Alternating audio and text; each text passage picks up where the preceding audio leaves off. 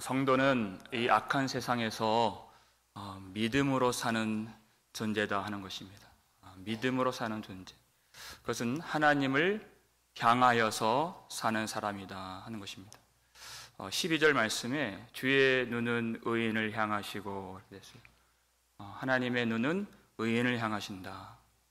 이 어두운 세상에서 하나님을 사모하는 마음으로 믿음을 지키고 주님을 바라보는 그 사람을 하나님도 주목하시고 하나님이 그를 지켜보시고 돌봐주시고 살아갈 힘을 주시고 그 기도와 신음까지 들으시고 응답해 주신다는 것입니다. 주의 눈은 의인을 향하시고. 간혹가다 나는 열심히 주님을 섬겼는데 아무도 나를 알아주지 않는 것 같다는 그런 생각이 들어서 서운한 마음이 들 때가 있습니다. 여러분, 그렇게 할 필요가 없습니다. 주의 눈은 의인을 향하시고 이렇게 되어 있어요.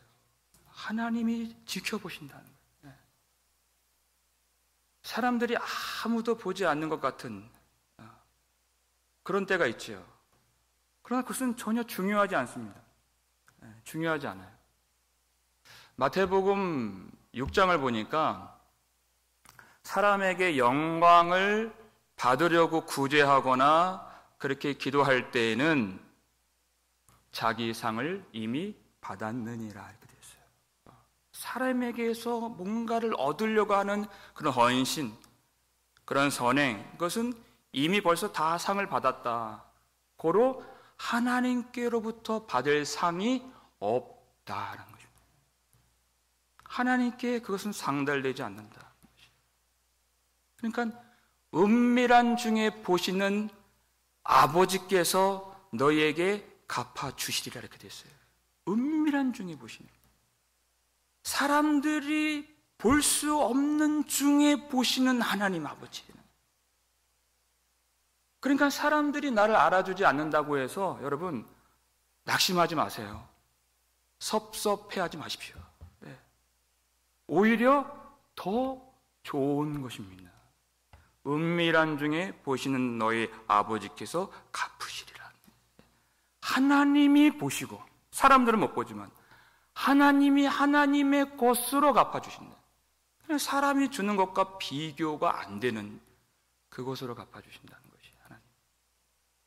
그러니까 흔들림 없이 주님만 바라보고 주님만 향하여서 사는 믿음의 종이 되기를 하나님이 원하신다는 것입니다. 흔들림이 없이. 우리 13절 말씀 함께 읽겠습니다.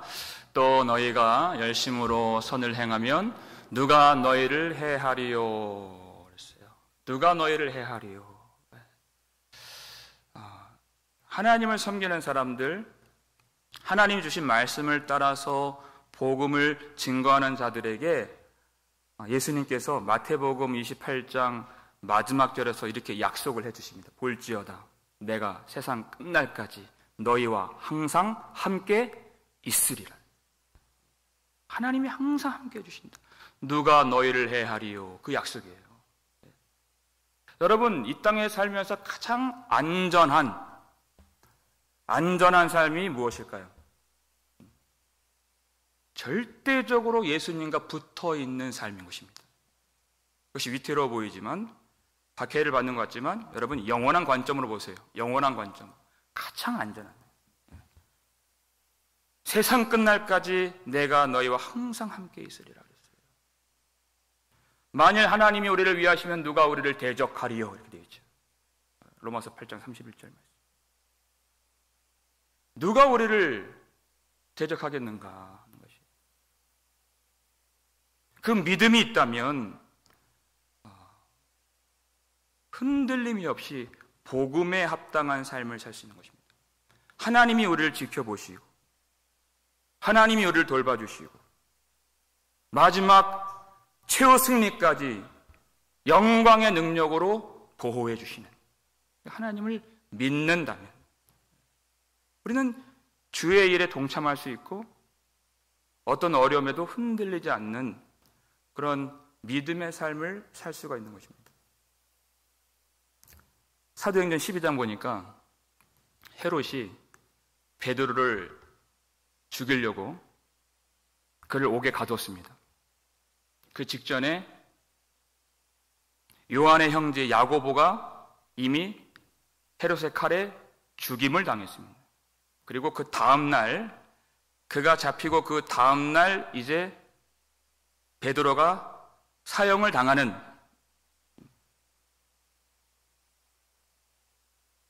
그것이 바로 다음날이에요. 그리고 온 교회가 모여서 기도를 하죠. 그때 베드로가 어떻게 하고 있었나요?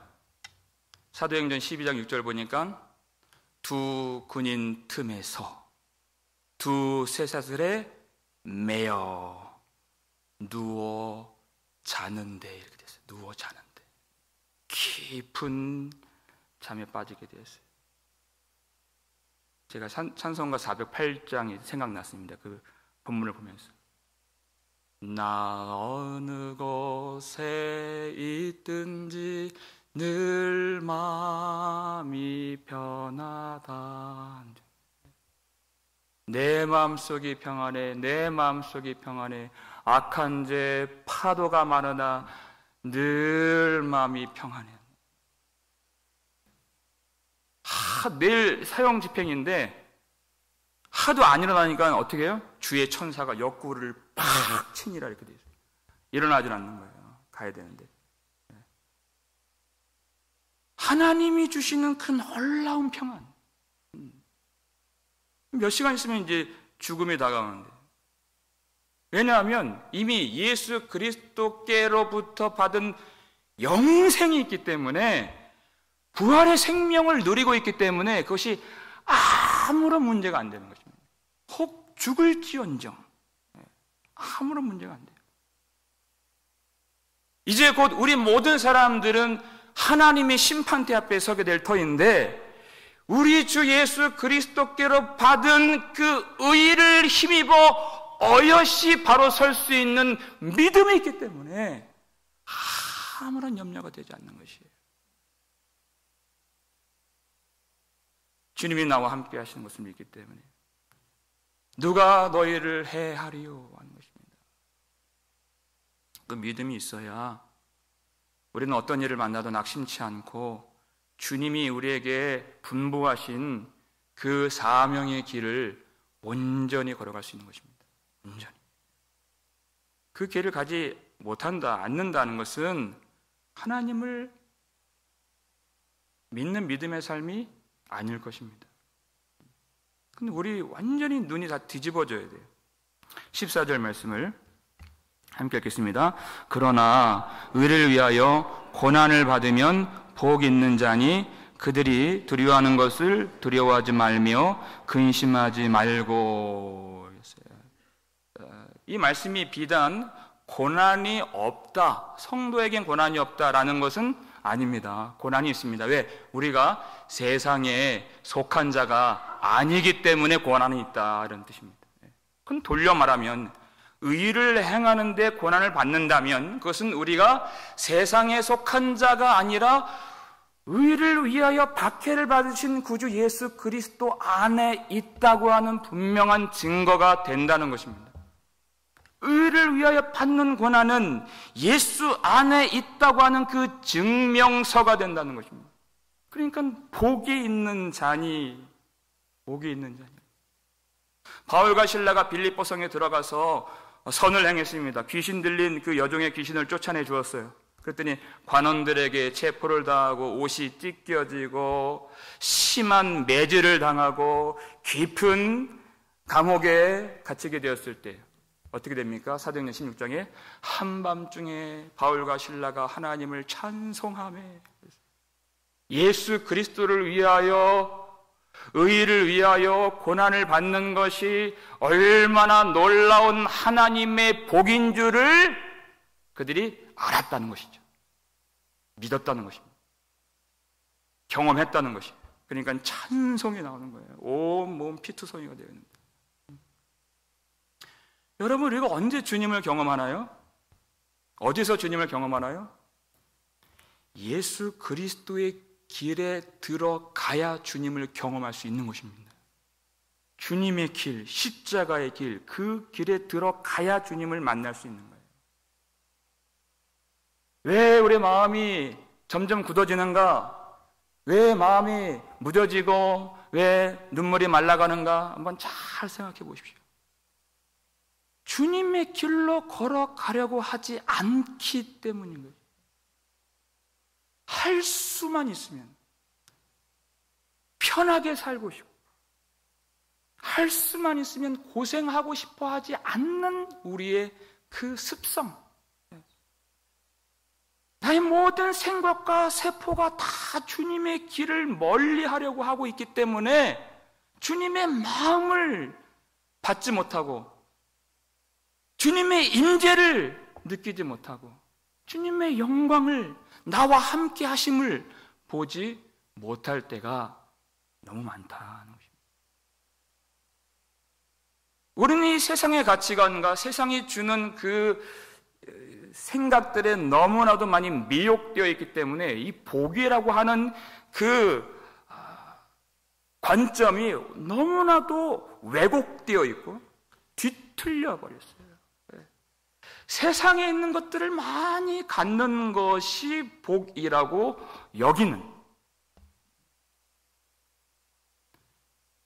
여러분, 우리 눈이 더 열려야 되고 생각이 완전히 복음적으로 뒤집어져야 되는 것입니다. 의를 위하여 고난을 받는 것이 복이 있는 자니, 이렇게 되는 거죠. 의를 위하여 고난을 받는 자. 세상을 많이 갖는 것과 사람들이 부러워할 만한 어떤 지위를 갖는 것은 전혀 복과 상관이 없는, 이 하반절 말씀 보니까요, 그렇기 때문에 그들이 두려워하는 것을 두려워하지 말며, 이렇게 되어 있어요. 여러 번역본을 보니까 더 자연스러운 번역은 그들의 위협을 두려워하지 말며, 이것이 더 자연스러운 번역입니다. 그들의 위협을 두려워하지 말며. 세상은 성도들의 집도 빼앗아갈 수 있고 신분도 빼앗아갈 수 있고 재산도 빼앗아갈 수 있고 직업도 그렇게 가져갈 수 있습니다. 두려워하지 말라. 왜냐하면 가장 중요한 그 성도 안에 계신 하나님은 빼앗아가지 못하기 때문에, 빼앗기지 않기 때문에. 그럼 믿음이 있다는 것은요, 두려움의 내용이 완전히 달라진다. 무엇을 두려워하는가를 보면 그 사람이 믿음이 있는 사람인지 믿음이 없는 사람인지. 일반적인 사람들은 무엇을 두려워하나요? 물질이 없는 것과 안전이 보장되지 않는 상황과 생명의 위협을 느끼는 그런 일들을 많은 사람들이 두려워합니다. 그것은 일반적인 것이고 상식적인 일인 것입니다. 그러나 성도는 상식으로 사는 사람들이 아니라 믿음으로 사는 존재랍니다. 믿음으로 사는 존재. 성도에게 가장 두려운 것은 그 외적인 어떤 조건이나 상황에 있는 것이 아니라 하나님의 임재를 경험하지 못하는 것과 하나님의 말씀이 들리지 않는 것과 내 말이 하나님께 상달되지 않는 그것, 모든 것이 하나님과 관계되어 있는 그것이 가장 두려운 것입니다. 하나님의 백성이기 때문에 그렇습니다. 여러분, 세상이 그와 같이 하나님과의 관계를 생각하나요? 하나님 없는 것을 두려워하나요? 전혀 그렇지 않습니다. 하나님의 백성들만 하나님 부재를, 하나님 계시지 않음을 두려워하는 것이에요. 그것이 믿음이 있다라는 것이에요. 믿음이 있다.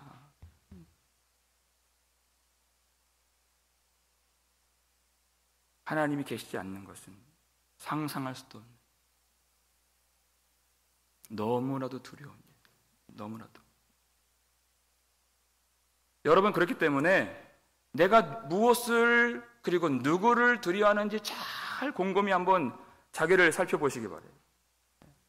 어떤 세상에 대한 두려운 마음들이 있다는 것은, 그것은 아마 분명히 믿음이 결핍되어 있다는 증거 너일 것입니다.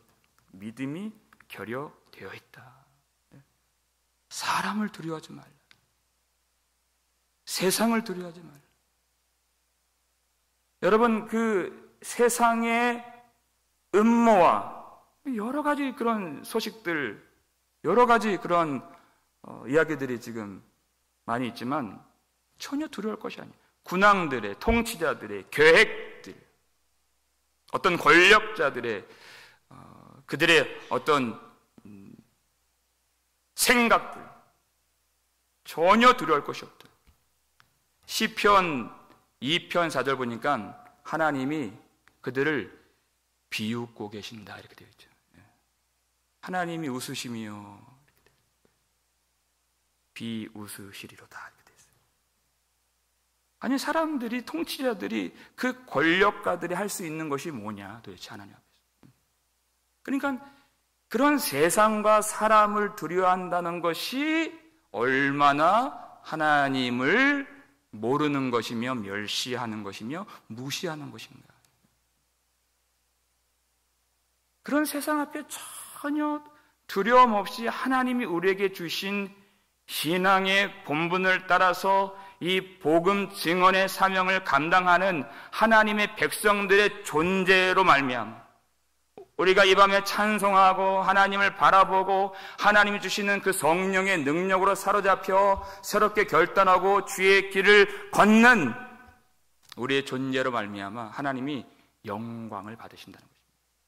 우리 마음속에 두려움이 사라지면서. 중요한 건 세상에 있지 않습니다. 우리 마음에 그리스도로 충만하신가 하는 것입니다. 15절 말씀 볼까요? 15절 말씀 읽겠습니다.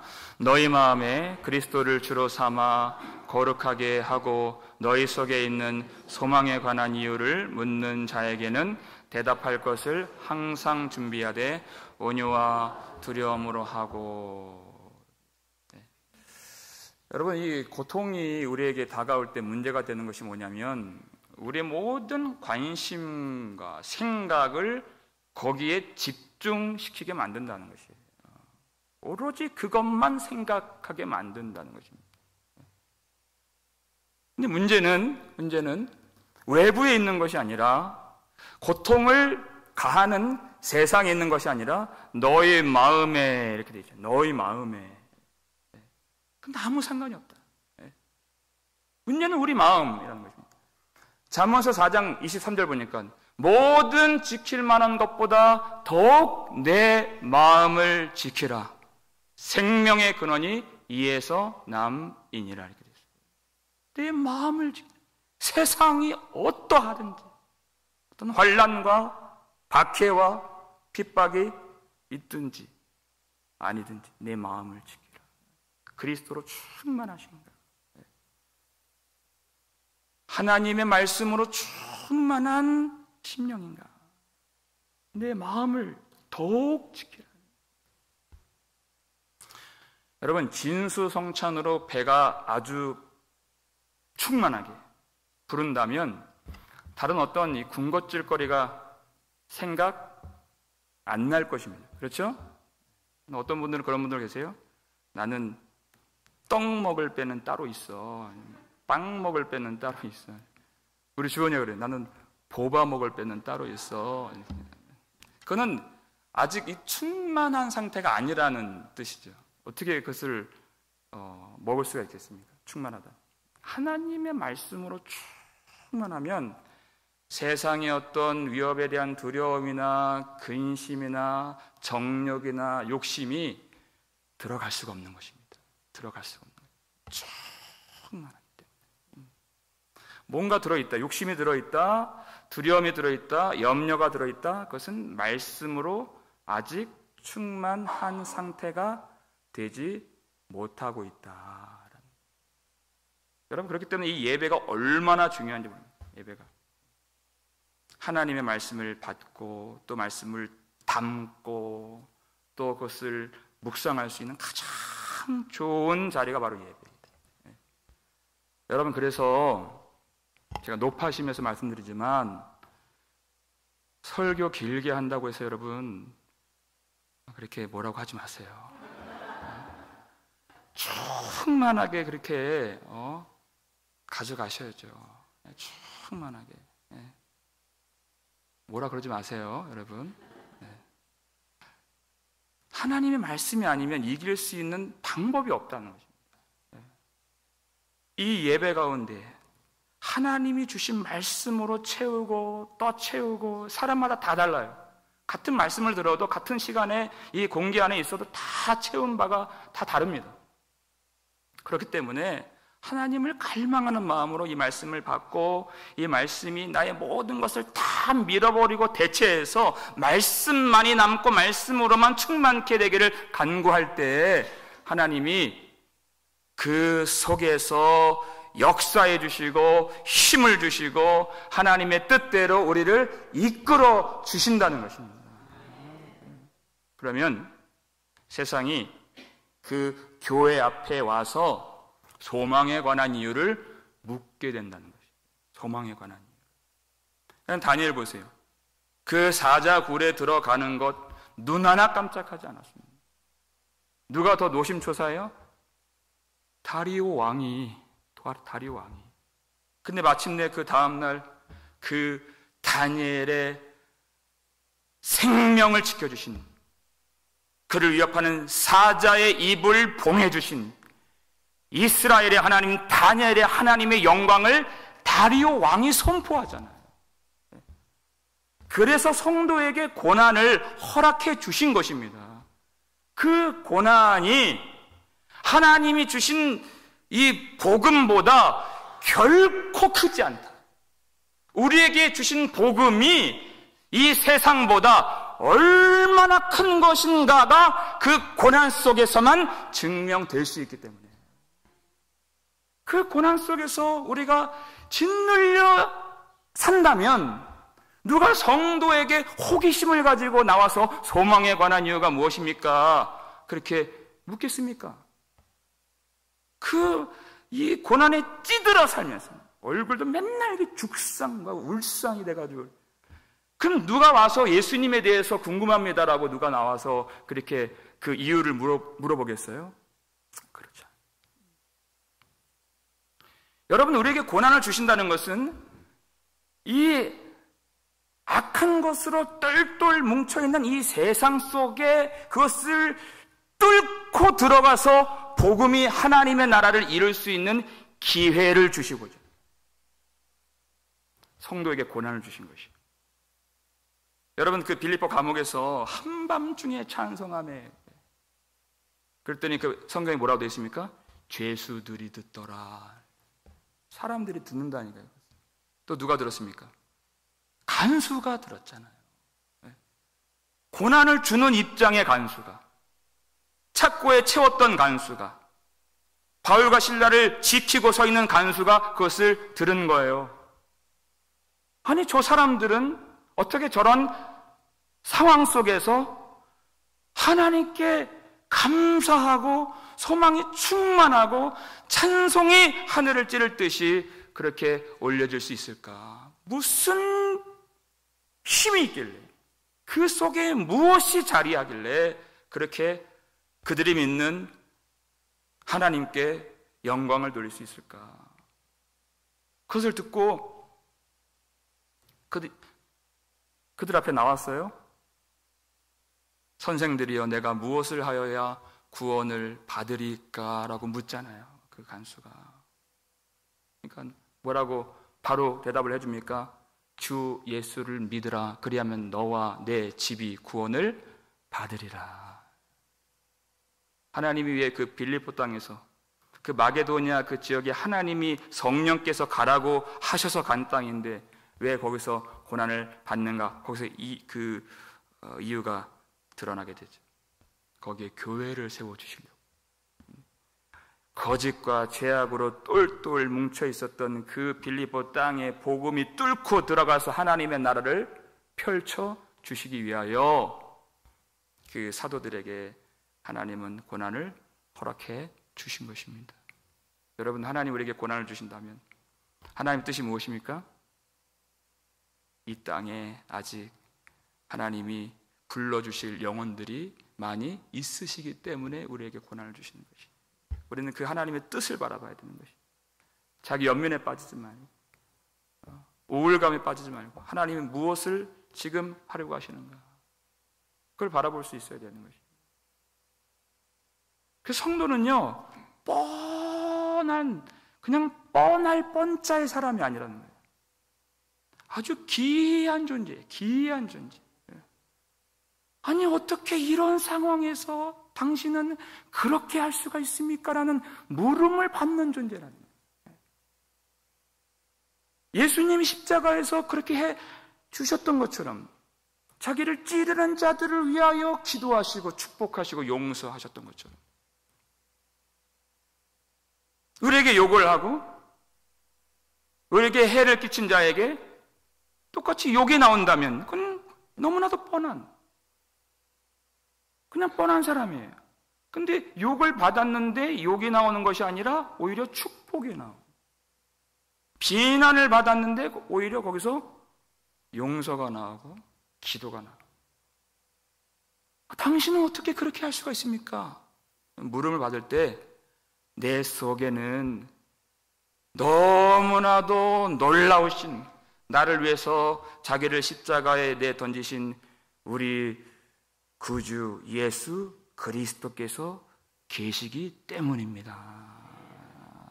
우리 주님은 정말 신기하고 놀라운 분이세요. 그 주님이 계시기 때문에 성도는 기이한 존재가 됩니다. 그래서 하나님이 이 마지막 날에 이루실 그 구원의 역사를 행하시기 위하여 교회와 성도에게 박해를 주실 수가 있다. 우리는 그 뜻을 헤아릴 줄 알아야 되는 것입니다. 또 한 가지 목적이 있어요. 16절 말씀 읽겠습니다. 선한 양심을 가지라. 이는 그리스도 안에 있는 너희의 선행을 욕하는 자들로 그 비방하는 일에 부끄러움을 당하게 하려 함이라. 아멘. 선한 양심을 가지라.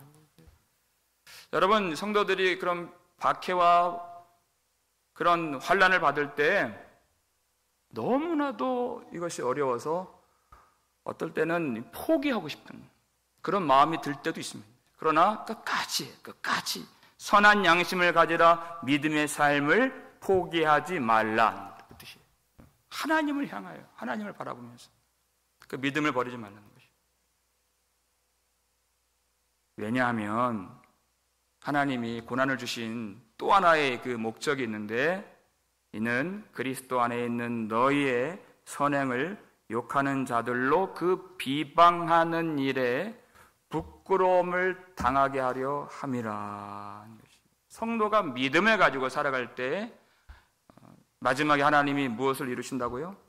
그 성도를 끝까지 위협하고 그것을 회개하지 않고 그 성도의 그 거룩한 모습을 통하여 감화를 받지 못한 그런 악한 세상이 마지막 날에 심판을 받을 수 있도록 하나님이 성도를 고난 가운데 두실 때가 있다는 것입니다. 심판을 행하시기 위해서 그들이 부끄러움을 당하도록. 그럼 15절의 목적은 무엇입니까? 성도들의 고난을 통하여 그들이 감화를 받고 예수 그리스도에 대한 소망의 이유에 대한 그런 호기심을 가지고 앞으로 나온다 그랬어요. 모든 사람들이 다 그렇게 하는 것은 아닙니다.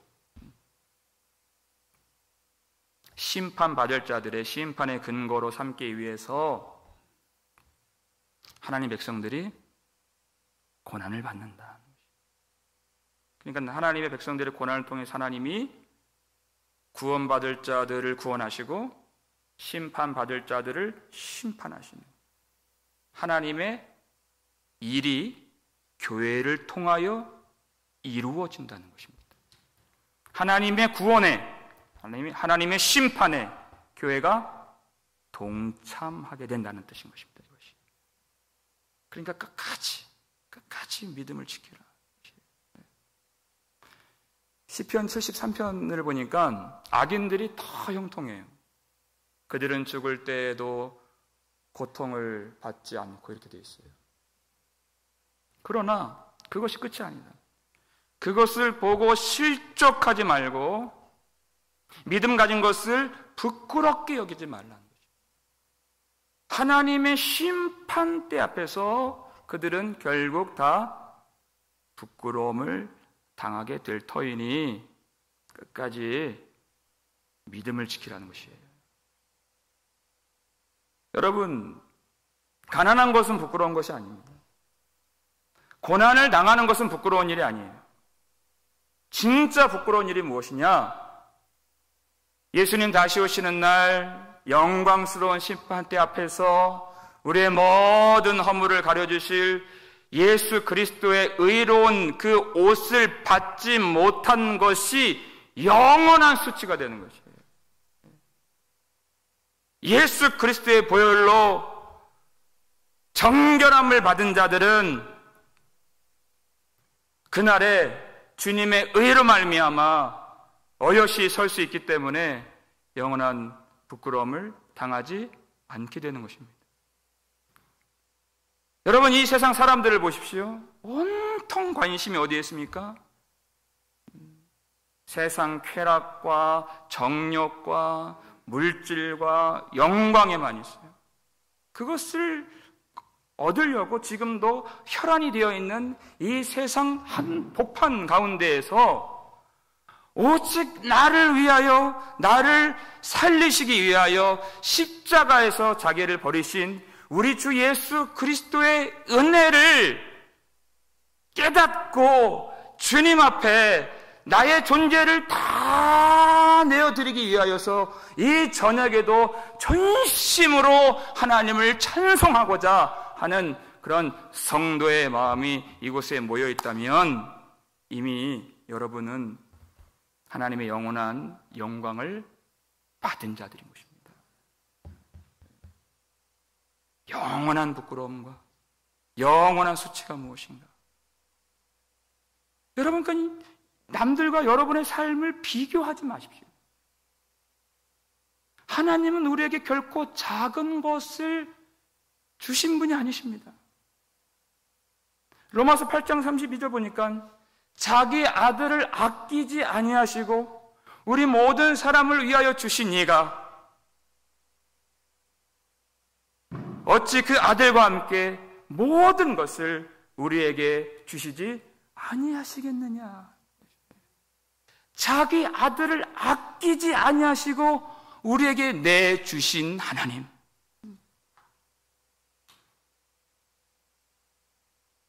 내가 받은 것이 작은 것이라고 생각한다면 너무나도 믿음의 눈이 열리지 않는 사람일 것입니다. 하나님이 주신 것을 조금도 보지 못하는, 이 세상의 그 비늘 같은 것으로 눈이 다 가려져 있어서 세상 것들만 보고서 하나님의 영광은 보지 못하는 그런 사람일 것입니다. 여러분, 하나님은 결코 우리에게 작은 것을 주신 분이 아니십니다. 내게 어떤 소원이 있든지, 내게 어떤 목적과 계획이 있든지, 여러분, 하나님의 뜻은 무엇입니까? 선을 행함으로 고난을 받는 것이 하나님의 뜻이실진데 그랬어요. 뜻일진데 그랬어요.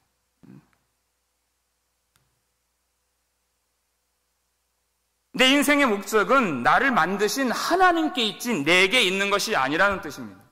내가 무엇이 되는 것과 내가 무엇을 하는 것과 내가 무엇을 소유하는 것은 아무런 의미가 없는 것입니다. 선을 행함으로 고난을 받는 것이 하나님의 뜻일진데, 우리의 목적을 갖고 계시는 분께서 지금도 우리의 존재와 우리의 마음과 우리의 선행과 우리의 믿음을 통하여 이 세상을 구원하시고 이 세상을 심판하시고 하나님의 영광스러운 모든 목적들을 이루길 원하신다는 것입니다. 여러분, 내가 주님 앞에서 사는 이 모든 것들이 사람들이 인정하지 않는다 할지라도 하나님 한 분께서 인정해 주시면 그것으로 다 된 줄로 여기시길 바랍니다. 하나님 한 분 그것을 인정해 주시고 나를 주목해 주시고 나를 지켜보시고 그리고 그 일들을 감당할 때에는 여러분 결코 내 힘으로 할 수가 없습니다. 믿음을 지키고 의를 행하는 것은 오직 성령의 능력으로만 가능한 것입니다. 내 힘으로 할 수 없습니다.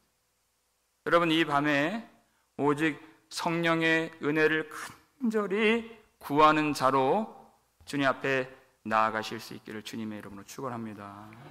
주님의 은혜가 필요한 자. 그리하여서 예수님께서 십자가에서 흘리신 보혈의 능력, 성령의 능력을 충만하게 부어주심으로써